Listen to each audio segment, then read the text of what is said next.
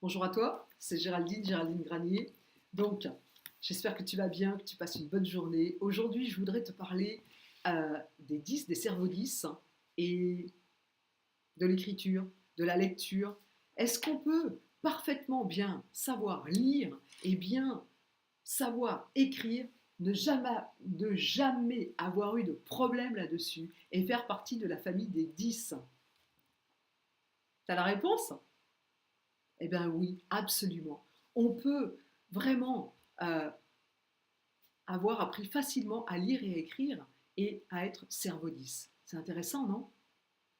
Et ouais, parce qu'on peut simplement, par exemple, être dyscalculique, avoir un challenge avec les chiffres, euh, où on peut être dyspraxique ou au potentiel, ou hyperactif, hypersensible, et savoir super bien lire et écrire. D'ailleurs, il y a quelques 10 dyslexiques, 10 connus, qui sont des écrivains comme Agatha Christie, Edgar Poe, Ernest Hemingway, Jules Verne, Gustave Flaubert. Voilà, tous ces écrivains, en fait, étaient des 10. Et voilà, tout le monde connaît ces gens-là. Donc, pourquoi je te dis ça? Parce que quelquefois, tu peux avoir des challenges dans ta vie de tous les jours. Tu peux, par exemple, avoir un challenge au niveau de la confiance. Tu as beaucoup de confiance, puis tu n'as plus de confiance.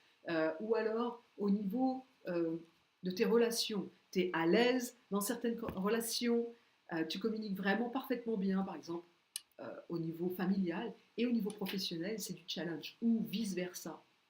Ça peut être parce que tu fais partie de la famille des 10 et que tu ne le sais pas parce que tu es passé à travers les mailles du filet, tout simplement parce que tu n'avais aucun challenge, aucun problème pour apprendre à lire et à écrire. Bon, ça n'a pas été mon cas. Moi, j'ai eu beaucoup de challenges pour apprendre à lire et à écrire. Et je vais même te faire une confidence. Aujourd'hui, je ne sais toujours pas, franchement, bien lire et bien écrire. Sauf qu'aujourd'hui, je m'en fous. Et aujourd'hui, mon but, ma mission, c'est d'accompagner les 10, voilà, à transformer leur challenge en une plus grande force, c'est-à-dire transformer leurs difficultés,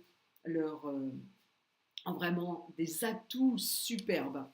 Voilà, donc aujourd'hui c'était simplement pour te dire que autour de toi tu peux avoir des personnes qui sont cerveau 10, qui font partie de la grande famille des 10 et qui savent parfaitement bien lire et écrire.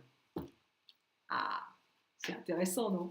Si cette vidéo te plaît, si tu as appris des choses, si tu as des questions, n'hésite pas, je répondrai à tous les commentaires. Et si tu penses que cette vidéo peut inspirer au moins une personne dans ton entourage, ça peut parler à quelqu'un, eh bien franchement, partage-la. Je te dis à bientôt pour d'autres histoires de 10.